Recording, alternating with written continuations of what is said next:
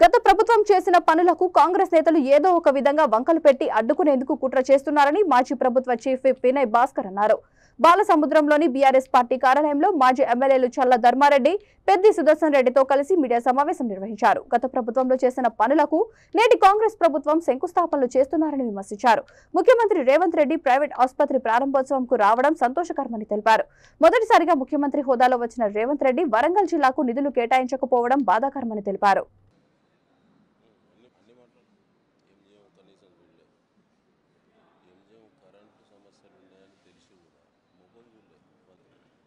బ్రహ్మాండమైన కలెక్టర్ ఆఫీసును కనీసం మెచ్చుకోలేదు, అభినందించారు. ఓకేనా?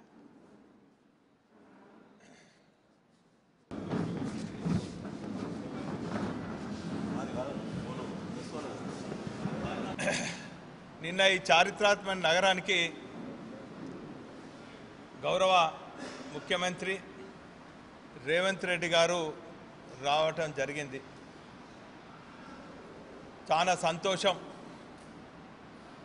వారు ఒక ప్రైవేట్ ఆసుపత్రి ప్రారంభోత్సవానికి వచ్చినప్పటికీ గతంలో తెలంగాణ రాష్ట్ర తొలి ముఖ్యమంత్రి కేసీఆర్ గారు శంకుస్థాపన చేసినటువంటి కొన్ని పనులు పూర్తయినటువంటి అనేక కార్యక్రమాలను కూడా వారు పరిశీలించడం చాలా సంతోషం. అందులో భాగంగా గతంలో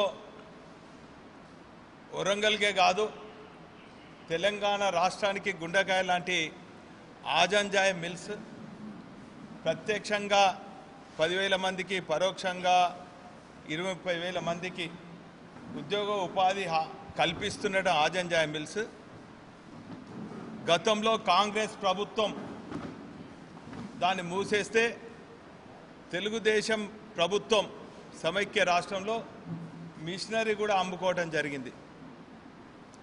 యావత్ తెలంగాణ రైతాంగం, తెలంగాణ ప్రజలు, వరంగల్ జిల్లా ప్రజలందరూ కూడా ఎంతో బాధపడ్డారు, దుఃఖ సముద్రంలో మునిగిండ్రు. కానీ తెలంగాణ రాష్ట్రం ఏర్పడిన తర్వాత కేసీఆర్ గారు తిరిగి చారిత్రాత్మకమైన వరంగల్ జిల్లాకు పూర్వవైభవం తేవాలని చెప్పి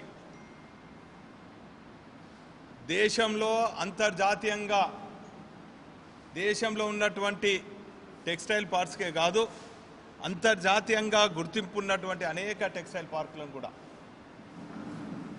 తీసుకురావడం జరిగింది. ఆ స్థల సేకరణలో అప్పుడు ఉన్నటువంటి శాసనసభ్యులు ధర్మారెడ్డి గారు కూడా ఎంతో కృషి చేసిండ్రు. వాటి గురించి వారు వివరిస్తారు.